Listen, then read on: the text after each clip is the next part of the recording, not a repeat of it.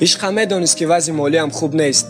برای آنکه خرج راهگیری نکنیم گفت هوا خیلی خوب است، بیا تا جای پیاده رویم. من که میدانستم پاچه هایش درد میکند، جانم فدای با معرفتیش. تا جای پیاده رفتیم. گفت گرسنه‌ام. در کیسه‌ام پول 2 تا پیتزا را داشتم. گفتم عزیزم بیا پیتزا میخوریم. گفت نه، دلم شیرینی میخواهد.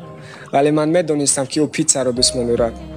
شیرینی را خوردیم و با او گفتم عزیزم من که تو را خوشبخت کرده نمیتوانم، خوبش بیا از دنبال زندگیت شو.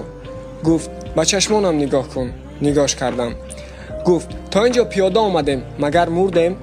با جای پیتزا شیرینی خوردیم، چیزی همان شد؟ من که از تو چیزی زیاد نمیخواهم، فقط چشمان عاشقت را از من نگیر.